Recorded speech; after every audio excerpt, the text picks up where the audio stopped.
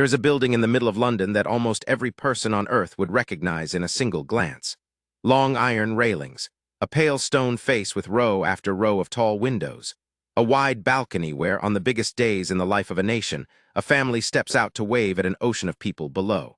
For nearly 200 years, that building has meant one thing above all others. It has meant home to the King or Queen of the United Kingdom. If you wanted to find the monarch, you looked for the flag on the roof. If the flag was flying, the sovereign was inside. So imagine the quiet shock in the summer of 2026, when the people who run the monarchy stood up in front of reporters and said something that no royal official had ever said before. They said that the newly finished, freshly repaired, spectacularly expensive Buckingham Palace would not, after all, be the home of the king. King Charles III, they explained calmly, had made his decision. He would not move in. Not now, not later, not for the rest of his reign. It was the kind of announcement that made people lean forward and ask the obvious question. The country had just spent an astonishing sum of money getting this palace ready. Hundreds of millions of pounds. 10 years of scaffolding, drilling, rewiring, and dust. And at the very end of it all, with the doors finally ready to open and the paint barely dry, the man it was all meant for had looked at the finished result and decided he would rather live somewhere else. Why would anyone do that? Why fix a house you have already decided you will never sleep in? That single question sits at the heart of one of the strangest and most revealing royal stories of the modern age, because the answer is not a scandal. There was no shouting match behind closed doors, no dramatic falling out, no secret being covered up. The truth is stranger and, in its own quiet way, far more interesting than any rumor. To understand it, you have to understand the money, the history, the man himself, and a slow shift in what the monarchy believes it is actually for. And it all begins with a number that made people gasp. The number was £369 million. King Charles would not live at Buckingham Palace after the completion of a 10-year, £369 million refurbishment program, even as the monarchy sought to increase public access to the historic building at the center of royal life for almost 200 years. In American dollars, the figure was often reported as close to $500 million. Reportedly, over $500 million had been spent on the refurbishment across the past decade. Say those figures slowly and let them settle. This was not a paint job. This was one of the largest and most expensive restoration projects any historic building in Britain had seen in living memory. Today, the Royal Observer. And here is the detail that turned a dry finance story into something people actually talked about at dinner. The whole purpose of the work from the very beginning had supposedly been to make the palace fit for the monarch to live in again. The palace's 10-year refurbishment, replacing 161 kilometers of electrical cabling and 32 kilometers of heating pipework, had been meant to prepare it for the king's residence. Think about the scale of that alone. More than 160 kilometers of wiring pulled out and replaced. Old pipes, some of them decades past their safe life, torn out and renewed to lower the danger of fire and of flooding. This was a building being dragged, room by room, out of the past and into a century it had never been built for. Home Remedicisi. The refurbishment had a name that sounded deliberately unexciting. It was called the Reservicing Program, and the plain word servicing was chosen for a reason. This was not about gold leaf and fancy wallpaper. It was about the bones of the building, the wires in the walls, the heat in the radiators, the systems that keep any large old structure from quietly rotting or, worse, catching fire. When you own a house from the 18th and 19th centuries with hundreds of rooms, the boring things are the things that will destroy it if you ignore them. The palace had been ignored, in this deep sense, for a very long time. The work had started years earlier, a slow and patient project measured not in months, but in whole seasons and years. It was one of those jobs that begins under one set of circumstances and finishes under another entirely. Because when the work had begun, the monarch on the throne was a different person, in a different age of the family's story.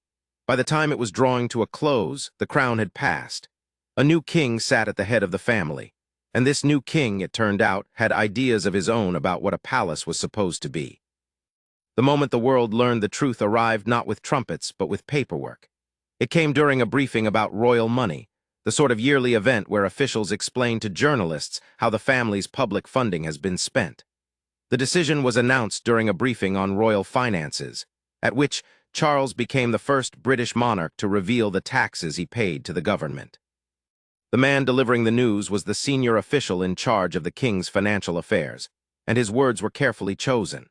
Announcing the decision, James Chalmers, keeper of the Privy Purse, said that after careful consideration and to greatly increase opportunities for public access, the king and queen had decided not to adopt Buckingham Palace as a personal residence and would instead continue to use Clarence House as their London home. Today, the Royal Observer. Read that again slowly because every part of it matters. Careful consideration. Not a snap choice, not a mood, but a thing thought through to greatly increase public access. There in that phrase sits the real motive, quiet and clear, and the king and queen. Not the king alone, making a decision and handing it down. The king and queen together. This was a shared choice by two people who had already decided long ago where they wished to live. Chalmers went further, and his next words closed the door on any hope of a dramatic reversal. The king and queen, he explained, would continue to work out of the palace, which would remain the ceremonial and operational center of the monarchy. In other words, the palace was not being abandoned. It was not going dark and empty. The king would still walk its corridors by day, still host the great events of state within its walls. He simply would not sleep there at night. He would clock in, as it were, and then go home to a smaller, older, more familiar house a short distance away. Today, to make the point unmistakable, the official reached for a phrase that would echo in every report the next morning.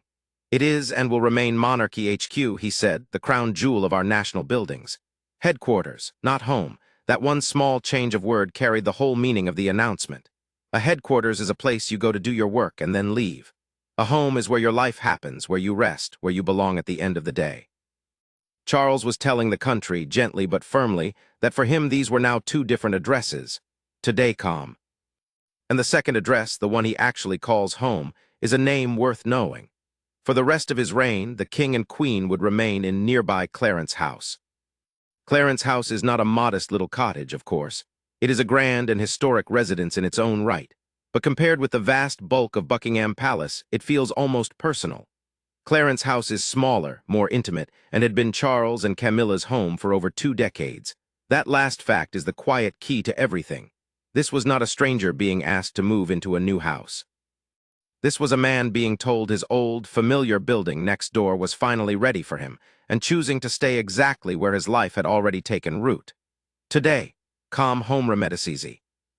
20 years is a long time to live somewhere. 20 years is long enough for a house to stop being an address and start being a part of you. Charles had spent those decades at Clarence House while he was still Prince of Wales, before the crown ever came to him.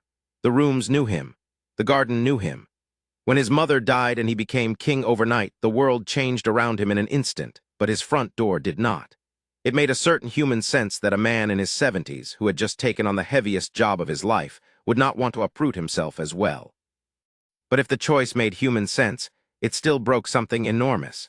It broke a tradition so old and so unbroken that most people simply assumed it was a permanent law of nature. And to see just how large that break really was, you have to look back at the strange, tangled history of the building itself, and at the long line of kings and queens who came before, every single one of whom did the very thing that Charles has now refused to do. That history begins, as so many royal stories do, with a house that was never meant to be a palace at all. Originally known as Buckingham House, the building at the core of today's palace was a large townhouse built for the Duke of Buckingham in 1703, on a site that had been in private ownership for at least 150 years. It was, in the beginning, simply a rich man's grand townhouse, nothing more. The idea that a king might one day rule an empire from within its walls would have seemed absurd to the people who first laid its bricks. Wikipedia. The building's journey toward royalty began with a purchase. It was acquired by George III in 1761 as a private residence for Queen Charlotte and became known as the Queen's House. Even then, notice, it was a home, a family place, somewhere for a queen and her children to live comfortably. The word palace was not yet attached to it. That transformation came later, and it came through the ambition of another king who loved the house from childhood and wanted it made grand. In the early 19th century, it was enlarged by the architects John Nash and Edward Blore, who constructed 3 wings around a central courtyard, slowly turning a large house into the enormous structure we would recognize today. Wikipedia. But the truly important date, the one that changed everything, arrived in 1837. Buckingham Palace became the London residence of the British monarch on the accession of Queen Victoria in June 1837. She was young, newly crowned, and she moved in almost at once. From that moment, a rule was born that would hold firm for the better part of 2 centuries. The palace was where the sovereign lived. It was as simple and as solid as that. Wikipedia. And here is the fact that gives the whole story its weight, the fact that tells you exactly how unusual Charles's choice truly is. The palace was occupied by every subsequent monarch until the accession in 2022 of King Charles III, who continues to reside at nearby Clarence House while conducting official duties at the palace. Every single one. Victoria, then her son, then his son, down through the generations, through world wars and coronations and jubilees, an unbroken chain of kings and queens, each of whom made this same building their home. Until now, Charles marks the first monarch since Victoria to forego Buckingham Palace as a primary private residence. Wikipedia International Business Times. Sit with that for a moment. Not since the reign before Victoria has a monarch chosen to rule Britain without living in the palace. To find the last king who did what Charles is doing, you have to travel back through nearly 200 years of history, past every famous royal moment you can name. The wave at the end of a great war. The wedding day balcony kisses. The gathering of the crowds after a coronation. All of it happened at a palace the sovereign called home. Charles is quietly stepping out of that story and doing it on purpose. Yet even this ancient tradition has a small, strange crack in it that most people have forgotten, and it makes Charles's decision feel a little less lonely. Because the king who sat on the throne just before Victoria did not want the palace either. George IV's successor, King William IV, chose not to live in the palace. He offered it as a new headquarters for the British Parliament after a fire destroyed the body's original meeting place in 1834. Parliament refused the offer and eventually rebuilt its offices as the Palace of Westminster. So there is a faint echo here, a distant rhyme across the centuries. The last time a monarch shrugged at Buckingham Palace and tried to hand it off to be used for public business instead of private living, it was almost 200 years ago. Charles, in his own gentler way, is picking up a very old thread. EBSCO. There is even a reason the tradition took hold in the first place, and it is worth understanding, because it shows how recent the whole idea of the palace as home actually is. Buckingham Palace has not always been the official main residence of the British royal family. In terms of the monarchy's long history, it has played this role for a relatively short period, beginning in 1837, and before then the monarch's residence was at St. James's Palace for more than 300 years. 300 years. The palace we all think of as the eternal, timeless home of British kings and queens is, in truth, a relative newcomer. For most of the monarchy's existence, the sovereign lived somewhere else entirely. Seen this way, Charles is not smashing a law carved in stone since the dawn of time. He is ending a habit that is younger than it looks. Berkeley Group. None of that history, though, quite answers the question that first made people gasp.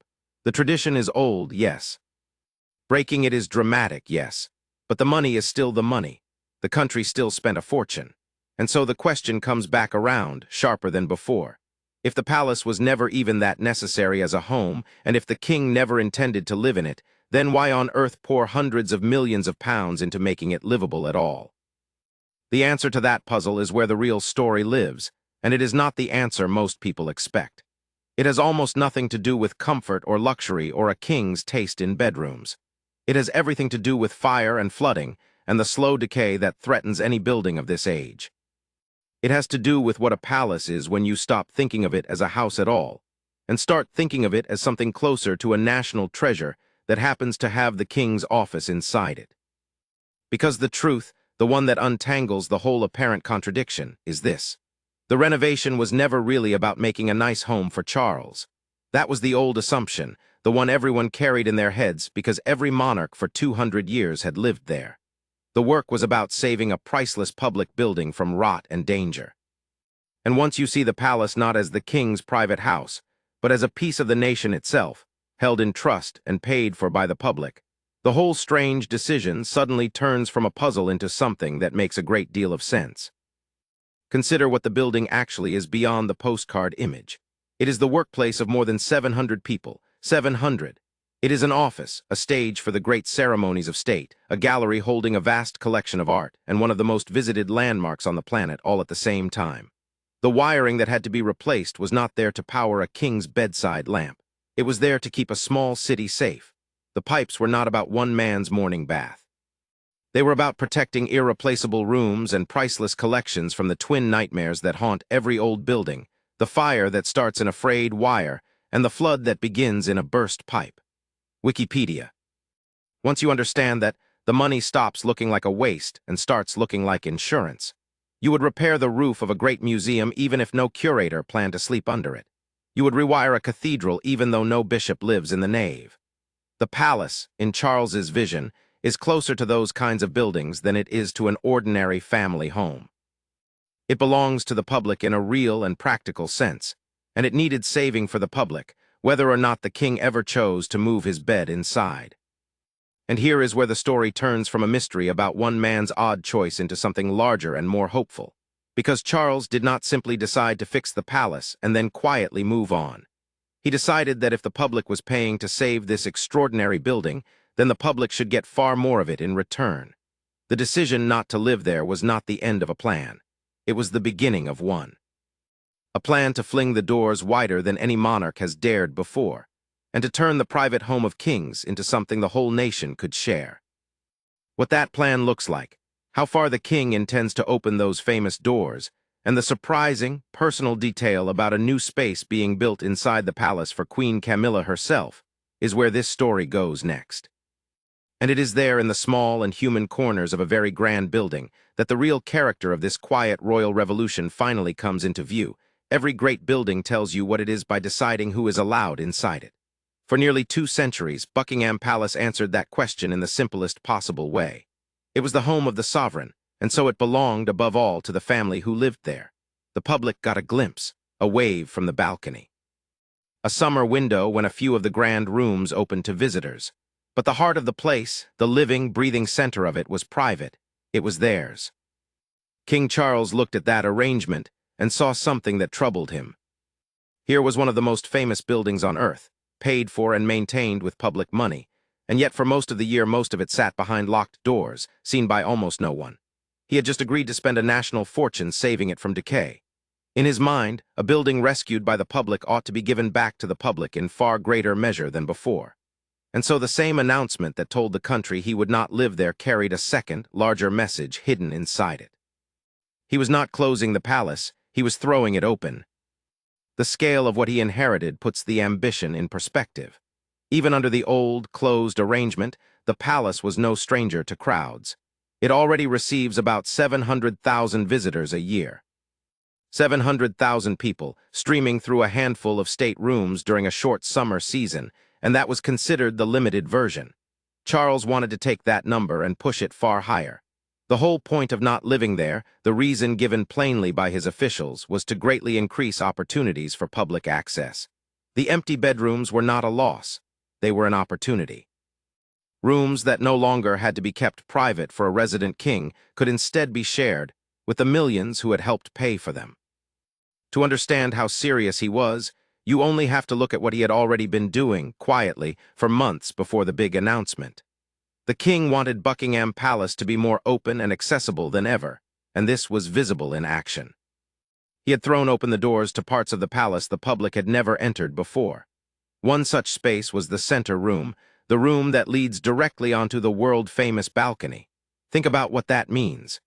The balcony is the single most photographed spot in the entire monarchy, the stage where the family stands to greet the nation on its greatest days. And the room just behind it, the room they stepped through on their way out to wave, was to be opened so that ordinary visitors could stand where kings and queens stand. Work on it was still underway, nearing completion, expected to be finished in the spring of the following year. That single detail says more than any speech could.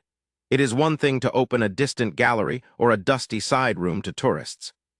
It is another thing entirely to let the public walk into the very room from which the family greets the world. It collapses a certain distance. It takes a moment that people have only ever watched from far below, packed into the crowd on the great avenue outside, and lets them stand on the other side of it. That is the sort of gesture that tells you what Charles actually believes. He believes the barrier between the family and the people should be lower, thinner, and more welcoming than it has ever been. The reasoning behind it was spelled out with unusual honesty. A spokesperson explained that the building would remain a working home, but that they were seeking to widen public access precisely to maximize the national benefit of a publicly funded building. There it is again, the phrase that keeps returning like a drumbeat through this whole story: publicly funded. The king's officials were not hiding behind grand words about tradition and majesty. They were making an almost business-like case. The taxpayer pays for this building. Therefore, the taxpayer should get as much out of it as possible. A palace that sits mostly empty and mostly closed is not delivering value. A palace bustling with visitors, hosting more events, offering more tour is. And they insisted firmly that opening the doors did not mean hollowing the place out. The palace would remain a working home, they said, and would go on being a buzzing hive of royal activity in every other way. This was the careful balance at the center of the plan. The king was not turning the palace into a mere museum, a beautiful shell where nothing living happens. He was trying to do something harder and cleverer. He wanted it to be both at once. Still the operational heart of the monarchy, where the machinery of the crown turns every day, and also far more open to the people than it had ever dared to be. It helps in understanding all this, to know that Charles was not the first person in his family to feel that the palace was more office than home. His mother, in her long decades on the throne, had a similar quiet view. Royal historians note that Queen Elizabeth II always saw Buckingham Palace as more of an office than a home, often preferring to retreat to Windsor Castle or to Balmoral. When she wanted to rest, when she wanted to feel like herself, she went elsewhere. The palace was where the work was done. It was where she received the prime minister, hosted the banquets, carried the weight of the role. But her heart in many ways was in the greener, quieter places. Charles and Camilla appear to share exactly that preference. In that light, Charles is not rebelling against his mother's example. He is following it to its logical end. She treated the palace as an office and slipped away to rest whenever she could. He has simply made the arrangement official and chosen to sleep where he already feels at home. That home, as we have seen, is Clarence House, and the depth of his attachment to it is measured in years. Clarence House had been their London residence since 2003. More than 2 decades of ordinary life, of morning routines and evening quiet, had wound themselves around those rooms. When you have lived somewhere for that long, the idea of packing up in your 70s to move next door into a building the size of a small town is not exciting. It is exhausting. The human truth underneath all the grand talk of tradition and national benefit is beautifully simple. A man wanted to keep sleeping in his own bed, in his own house, surrounded by his own things. It is a wish that almost anyone, king or not, would understand at once. But the most surprising and personal piece of this whole story is not about Charles at all. It is about Camilla. Because even as the king decided not to make the palace his home, a new and permanent space was being carved out inside it, and that space carries the Queen's name and purpose. It is being called the Consort's Library, and it turns out to be one of the most meaningful additions the refurbishment produced. The plan is to take 3 historic rooms in the north wing of the palace and transform them into a single grand space, a library, dedicated to honoring the royal consorts. It is designed to remember Prince Albert, the beloved husband of Queen Victoria and Queen Alexandra, and the late Prince Philip, the devoted partner of Queen Elizabeth for so many years. And it honors Camilla herself, the current consort, whose role as queen alongside Charles has grown quietly steadier and more respected with each passing year. To gather those figures together in one room is to tell a particular story about the monarchy, the story of the people who stand beside the crown rather than wearing it, the partners whose loyalty and work so often go unnoticed behind the sovereign's shine. The library will not be a mere decoration or a pretty room to walk past. It is meant to do real work. Once completed, it will serve as an official audience room for the Queen, a proper place where Camilla can receive guests and carry out her own duties within the palace walls.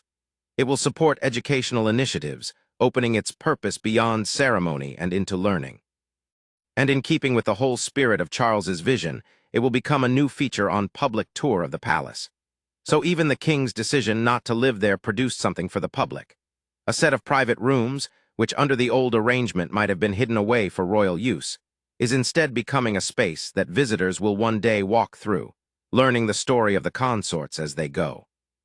There is a quiet elegance to this that is easy to miss. The king steps back from the palace as a home. At the very same time, a room within it steps forward to give the Queen a lasting place inside it, a place that is hers, that honors her, and that the public will eventually share. It is a small answer to anyone who imagined that Charles's decision meant the family was somehow abandoning the palace or pushing Camilla to the edges of it. The opposite is true. She is being given a room of her own in the most famous house in the country, and it is being built to last long after the current reign has ended. Camilla's own journey into the role of queen sits gently in the background of all this, and it is a journey that has softened many of the old doubts about her. Those who know her describe a woman who has grown into her position with a mixture of duty, humor, and a refusal to take herself too seriously. Her son once shared a small, affectionate detail about how becoming queen had changed even the way she speaks, forcing her to trade the blunt instructions of ordinary life for something a little more polished and careful. He also stepped forward more seriously to defend her against unkind old rumors about her habits, dismissing certain harsh claims about her as simply untrue. These are the small human touches that, over time, have shifted the public picture of Camilla from a figure of controversy to something closer to a steady, familiar presence at the king's side. The consort's library, in its own way, is the architecture catching up with that shift. It builds her, quite literally, into the fabric of the monarchy's home. Yet for all the talk of libraries and open doors and public tour, the day the decision was announced held one more surprise, and in the long run it may prove the most important part of the whole story. Because Charles chose that very same briefing, the one about the palace, to do something no British monarch had ever done in the entire history of the crown. He revealed his taxes. The setting was the annual report on royal finances, the moment each year when officials lay out how the family's public money has been spent. Into that briefing, almost quietly, came a genuine first. Charles became the first British monarch to reveal the taxes he paid to the government. Stop and consider how strange and how deliberate that is. A king's private financial affairs, like those of any citizen, are strictly confidential. He was under no obligation to share them. No law forced his hand. He simply decided of his own accord to give up that right to privacy and let the public see what he paid. Why would a king volunteer to open his own accounts to public view? The answer connects directly to everything else he was doing that day. It is all one message, told through different means. The open palace doors, the endless repetition of the phrase publicly funded, and now the open books, all of it points in the same direction. Charles was trying, with almost every tool available to him, to make the monarchy feel less like a private and secretive institution and more like a public one, an institution that belongs to the nation and is answerable to it. Opening the palace said the building is yours. Opening the account said the money is yours to see. The two gestures rhymed. There was also, hovering in the background of that decision, a shadow the family was clearly keen to escape. The monarchy had been living through a painful stretch of scandal attached to one of its own, a member whose troubles had dragged the family's name through difficult headlines. Against that dark backdrop, the value of transparency shone all the brighter. Experts on the Constitution noted the contrast openly. The more the king made himself open and as transparent as possible, the greater the distance grew between his own conduct and the secrecy and disgrace that had surrounded his troubled relative. By throwing his books open and his doors wide, Charles was drawing a sharp, silent line. This, he seemed to be saying, is what a monarchy should look like. Open, accountable, in service. Not hidden away, not protecting itself, not keeping its secrets behind palace walls. It was a striking way to run a monarchy, and it reflected a particular idea about what the crown is actually for in the modern world. The old idea was one of distance and mystery, of a family set apart and above, glimpsed only in glittering fragments. Charles seemed to be reaching for something different. A monarchy that earned its place not through mystery but through openness, that justified its cost by the value it returned, that treated its grandest possessions as things held in trust for the whole country rather than as private treasures. It was, in its careful and understated way, a quiet revolution in how the institution presented itself to the people it served. Of course, not everyone was ready to cheer. A decision this large, this unusual, was always going to raise doubts as well as praise, and thoughtful voices were quick to point out that opening a palace and saving a palace are not the same as filling one. There was a real and pressing worry beneath all the fine intentions, and it was a worry about emptiness. A grand building with no one truly living in it can, if you are not careful, become a hollow thing, magnificent but lifeless, a stage with no players. One respected commentator on the monarchy gave voice to exactly this concern. He said it would be a genuine shame if, for example, the building were to lie vacant for much of the year, a beautiful shell going quietly to waste. He was hoping, he explained, for what he called a second act, some bolder and more imaginative plan for what the palace might truly become. He was waiting, he said, to see whether the family would offer a more radical vision for the building's future, rather than simply leaving it half-used. It was not a hostile note. It was something more like a challenge, an invitation for the king to be even braver than he had already been. "You have made the surprising choice," the commentator seemed to say. "Now show us the full and worthy purpose behind it." That challenge hangs over the whole story like a question waiting for its answer. Charles has told the country what he will not do. He will not live there. He has told them a great deal about what he hopes to do. He will open it, share it, honor the consorts within it, and run the monarchy from within its working walls. But the deepest question, the one about the long future of the building, remains unsettled. What happens to Buckingham Palace in the years and decades to come? What happens when this reign ends and the next begins? Will the doors Charles opened stay open? Will the next monarch keep his vision or overturn it? And is there a risk that, for all his good intentions, the most famous home in Britain slowly becomes a place that no royal calls home at all? Those questions carry the story into its final stretch, into the uncertain years ahead and the choices of the king who will one day follow. For the plan Charles has set in motion does not truly belong to him alone. It belongs to the future, to a son who will inherit both the crown and the puzzle of what to do with the enormous, beautiful, half-empty building at the center of it all. And what that son might decide is where this story finds its ending. Every reign is, in the end, a temporary thing. A king or queen holds the crown for a season, makes their choices, leaves their mark, and then passes it on to the next pair of hands. This is the quiet truth that shadows everything a monarch does. Whatever Charles decides about Buckingham Palace, he decides it knowing that he will not be the last person to decide. One day the crown will move on, and with it the power to keep his vision alive or to sweep it away. And so the real question about the palace is not only what Charles wants. It is what happens after him. That question points, inevitably, toward his elder son. The man who will one day be king already lives a very different life from the one his father chose, and where he chooses to make his home tells you a great deal about the future. Prince William and his family do not live in a palace at all. The Prince and Princess of Wales reside at a house called Forest Lodge with their children, a home chosen for warmth and ordinariness rather than grandeur. Their whole way of living leans away from the vast state buildings of the past and toward something smaller, quieter, and more like the lives of the people they will one day rule over. This matters enormously for the fate of Buckingham Palace, because it means the pattern Charles began may not be a one-off after all. It may be the shape of things to come. If the next king already prefers a modest family home, if he is already raising his children away from the echoing corridors of state, then the chance that he will suddenly reverse course and move into the palace grows smaller with every year. The truth is honest and openly admitted. It remains genuinely unclear whether Prince William will move into Buckingham Palace when he becomes king. Nobody knows. Perhaps William himself does not yet know. But everything about the way he lives now suggests a man unlikely to want the enormous building as his home. And that is where the worry, the one raised so sharply at the end of the announcement, sharpens into something real.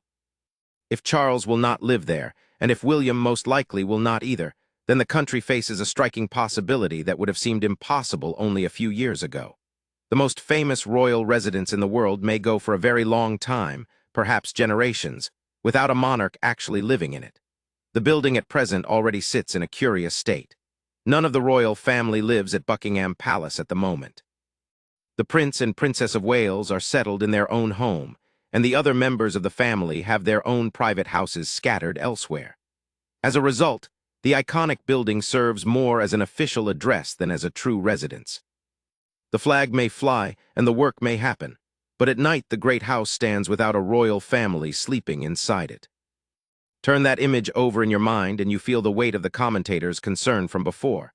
A palace that no one lives in, a home with no family at its heart. It is a strange and slightly sad picture, and it explains why thoughtful observers keep pressing for a bolder answer. Saving the building was the first act. Opening it wider was the second. But the deepest question, the one about what a palace is truly for when no monarch sleeps within it, still waits for its reply. A building can survive as an office and a stage and a tourist attraction. Whether it can keep its soul without a family living inside, it is a harder thing to know. Yet those closest to the situation urge patience and calm, and they push back gently against the more dramatic readings of what is happening. In their view, this is not the abandonment of a tradition, but its careful evolution. Palace insiders describe what is unfolding as a controlled evolution rather than any kind of sudden or reckless break. Nothing is being thrown away in haste. The building is not being sold or shuttered or handed off. It is being slowly, deliberately reshaped, its purpose gently adjusted to fit a new age. And crucially, the king and queen are not truly leaving it behind. They keep a foothold inside it, a place to retreat to within its walls. That foothold is a detail worth dwelling on, because it softens the whole story and corrects any impression that Charles has simply walked away. Their Majesties will have access to private rooms within the palace where they can retire during the course of a working day. These are not merely dressing rooms or waiting areas.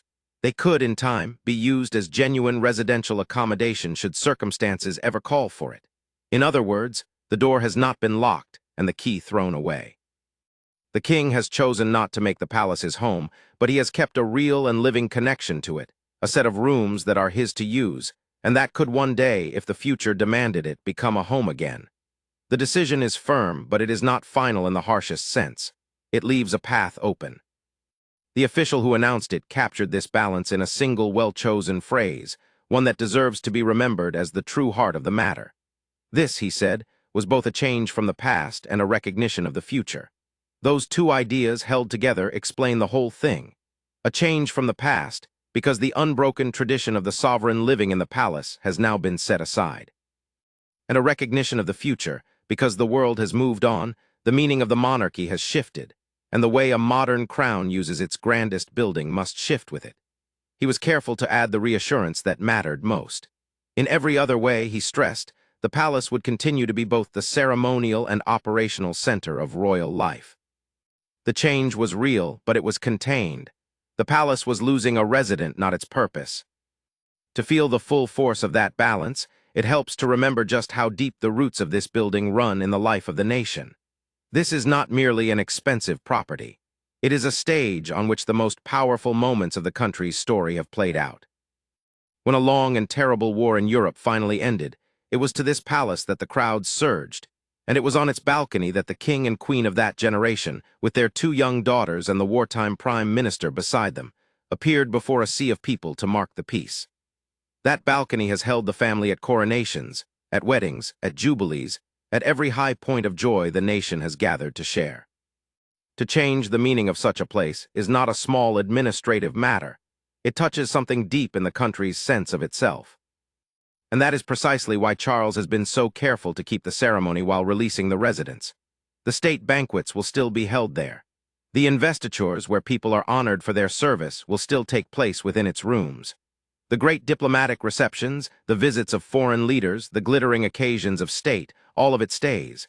And above all, the balcony endures. The building will continue to host the iconic balcony appearances that mean so much to so many, while the family's private life happens elsewhere. The public will lose nothing of what it has always cherished. The wave, the gathering, the shared national moments, these remain exactly where they have always been. What changes is invisible to the crowd below.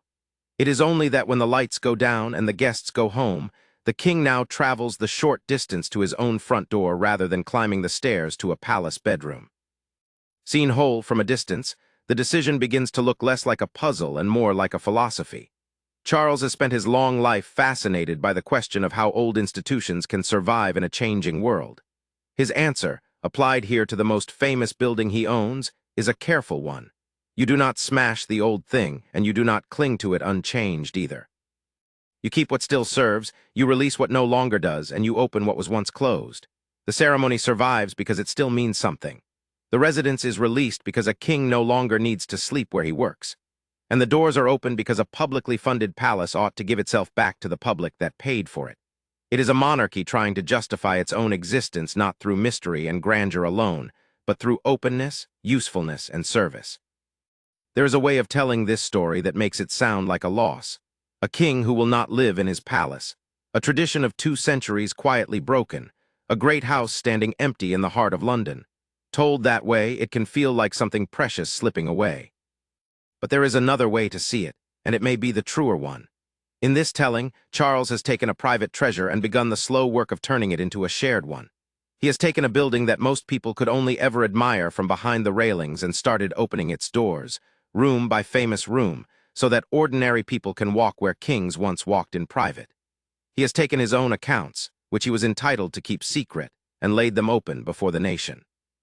He has built a lasting place inside the palace to honor the quiet partners of the crown, his wife among them, and made even that a gift the public will one day share.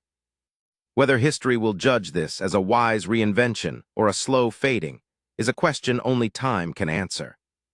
Perhaps William will one day take up the challenge that the commentators laid down and offer the bolder second act they hoped for, breathing fresh life into the great building in ways his father only began. Perhaps he will simply carry the same quiet philosophy forward, keeping the doors open and the family close by rather than inside. Or perhaps, in some far-off year that no one can foresee, a future monarch will once again climb those palace stairs at night and make the old house a true home once more. The rooms are kept ready, the path is left open, nothing has been closed forever. What is certain is this: the moment a king stood before the country and said he would not live in the palace that a fortune had been spent to save, something shifted in the long story of the monarchy. It was not a scandal and it was not a snub. It was a choice made carefully about what a modern crown should be. And in the end, the question that first made people gasp turns out to have a quiet and thoughtful answer. He fixed a palace he would never sleep in because the palace was never truly his to keep for himself. It belongs, in the deepest sense, to the nation. And a man who understood that gave it back to them, a little more open, a little more shared, and a little more theirs than it had ever been before. Whatever comes next, that gesture will outlast the headlines, standing quietly behind the famous railings, waiting for the future to decide what it will finally become.